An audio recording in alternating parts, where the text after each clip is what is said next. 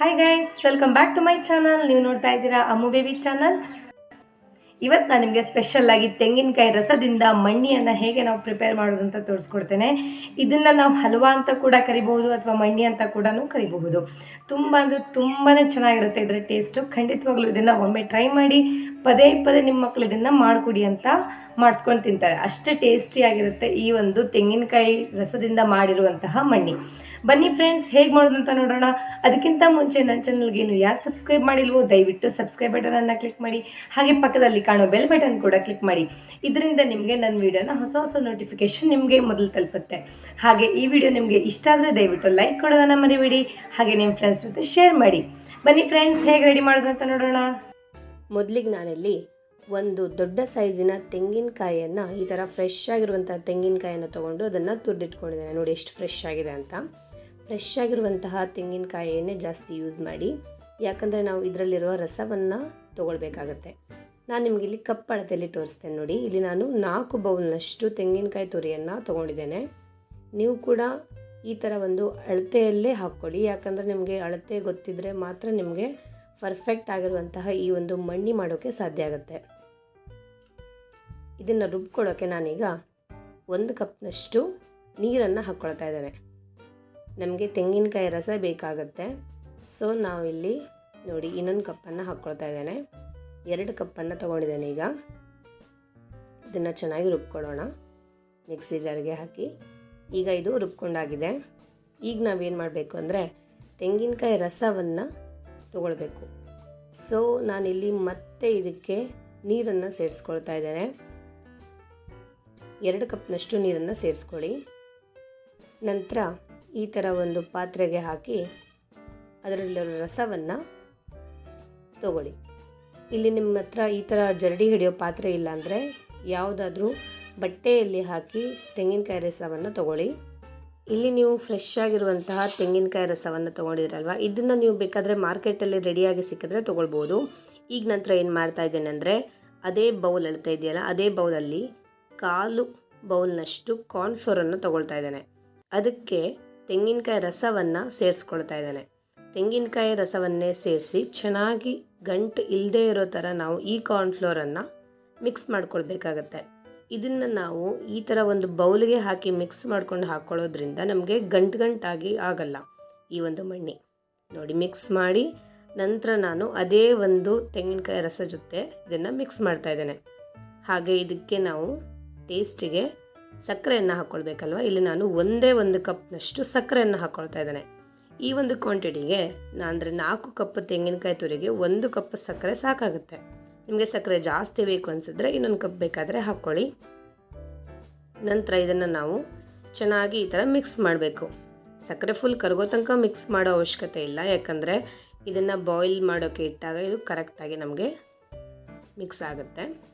ನಂತರ ನಾವಿಲ್ಲಿ 4 ಯಾಲಕ್ಕಿಯನ್ನು ಹಾಕ್ಕೊಳ್ತಾ ಇದ್ದೇವೆ. ಇಲ್ಲಿ ನೀವು ಯಾಲಕ್ಕಿ ಬದಲಿಗೆ ಕೇಸರಿ ದಳವನ್ನು ಕೂಡ ಹಾಕ್ಕೊಳ್ಬಹುದು. ಇಲ್ಲಿ ನಾನು ಫ್ಲೇವರ್ಗೆ ಯಾಲಕ್ಕಿಯನ್ನು ಯೂಸ್ ಮಾಡ್ತಾ ಇದ್ದೇನೆ. ಇದನ್ನು ಕರೆಕ್ಟ್ ಈಗ ಮಿಕ್ಸ್ ಮಾಡ್ಕೊಳ್ಬೇಕು. ನಂತರ ಹಾಗೆ ಇದನ್ನು ಗ್ಯಾಸ್ ಮೇಲೆ ಇಟ್ಕೊಳ್ಳಿ.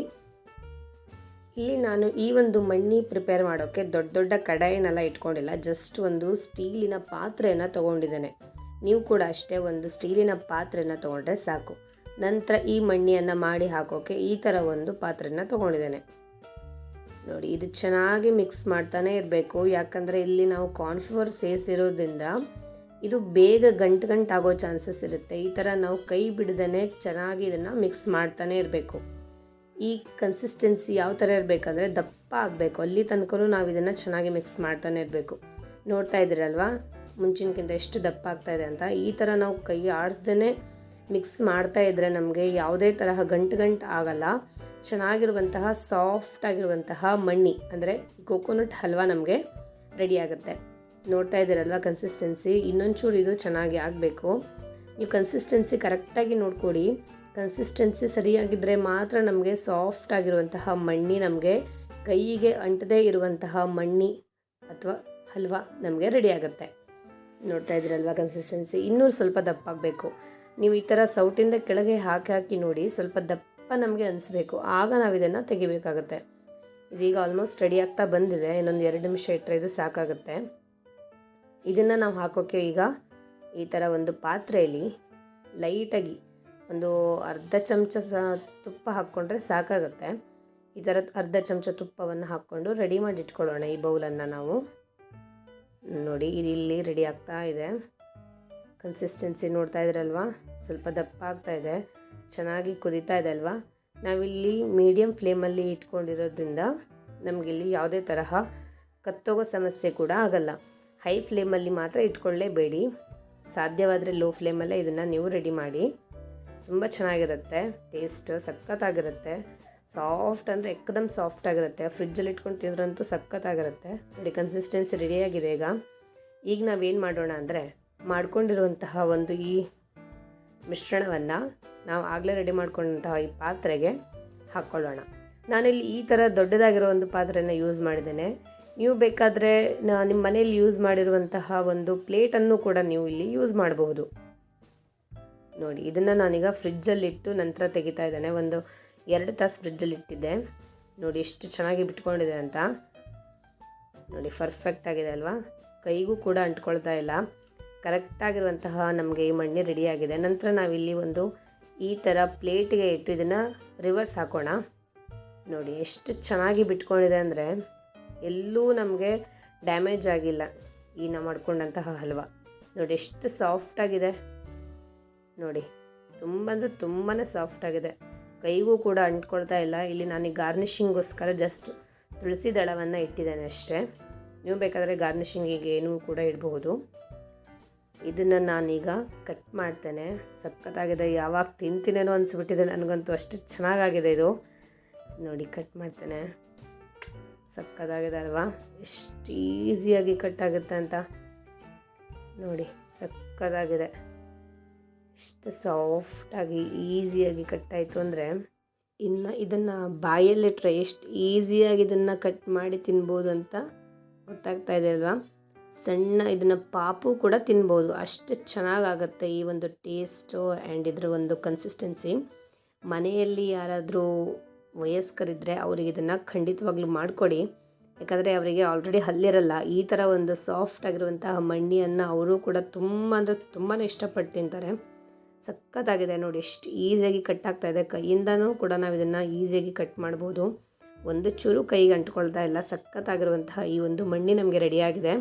ನೀವು ಇದನ್ನು ಖಂಡಿತವಾಗ್ಲೂ ಟ್ರೈ ಮಾಡಿ, ಹೇಗಾಗಿತ್ತು ಅಂತ ನನಗೆ ಕಮೆಂಟ್ ಮಾಡಿ ತಿಳಿಸಿ. ನೋಡಿದ್ರಲ್ವಾ ಫ್ರೆಂಡ್ಸ್, ಎಷ್ಟು ಈಸಿಯಾಗಿ ಈ ಒಂದು ರೆಸಿಪಿನ ನಾವು ಬೇಗನೆ ಮಾಡ್ಬೋದು ಅಂತ. ಮನೆಯಲ್ಲಿ ಯಾವುದೇ ಥರ ಒಂದು ಫಂಕ್ಷನ್ ಇದ್ರೂ ಕೂಡ ಈ ಒಂದು ನೀವು ರೆಸಿಪಿನ ಖಂಡಿತವಾಗೂ ನಿಮ್ಮ ರಿಲೇಟಿವ್ಸ್ಗೆ ಮಾಡಿಕೊಡಿ. ತುಂಬ ಅಂದರೆ ತುಂಬಾ ಇಷ್ಟಪಟ್ಟು ಅದನ್ನು ತಿಂತಾರೆ. ಹಾಗೆ ಮನೇಲಿ ಯಾರಾದರೂ ವಯಸ್ಕರಿದ್ರೆ ಅಂದರೆ ಅಜ್ಜಿ ಅಜ್ಜ ಆ ಥರ ಇದ್ದರೆ ಅವರಿಗೆ ಹಲ್ಲಿರಲ್ಲ. ಈ ಥರ ಒಂದು ನಾವು ಮಣ್ಣಿಯನ್ನು ಮಾಡಿಕೊಡೋದ್ರಿಂದ ಅವರಿಗೆ ತುಂಬಾ ಖುಷಿ ಆಗುತ್ತೆ. ಹಾಗೆ ಅವರು ಕೂಡ ಇದನ್ನು ತುಂಬಾ ಇಷ್ಟಪಟ್ಟು ತಿಂತಾರೆ. ಇವತ್ತಿನ ಈ ವಿಡಿಯೋ ನಿಮಗೆ ಇಷ್ಟ ಆದರೆ ದಯವಿಟ್ಟು ಲೈಕ್ ಕೊಡೋದನ್ನ ಮರಿಬೇಡಿ. ಹಾಗೆ ನಿಮ್ಮ ಫ್ರೆಂಡ್ಸ್ ಜೊತೆ ಇದನ್ನು ಶೇರ್ ಮಾಡಿ. ಹಾಗೆ ನೀವು ನನ್ನ ಚಾನಲ್ನ ಮೊದಲೇ ಬಾರಿ ನೋಡ್ತಿದ್ರೆ ದಯವಿಟ್ಟು ಸಬ್ಸ್ಕ್ರೈಬ್ ಬಟನನ್ನು ಕ್ಲಿಕ್ ಮಾಡಿ. ಯಾಕಂದರೆ ನಿಮಗೆ ಯೂಸ್ಫುಲ್ ಆಗಿರುವಂತಹ ವೀಡಿಯೋಸ್ನ ನಾನು ಆದಷ್ಟು ಅಪ್ಲೋಡ್ ಮಾಡೋಕ್ಕೆ ಪ್ರಯತ್ನ ಪಡ್ತಾ ಇರ್ತೇನೆ. ಬಾಯ್ ಫ್ರೆಂಡ್ಸ್, ಮತ್ತೆ ಮುಂದಿನ ವಿಡಿಯೋದಲ್ಲಿ ಸಿಗ್ತೇನೆ. ಬಾಯ್.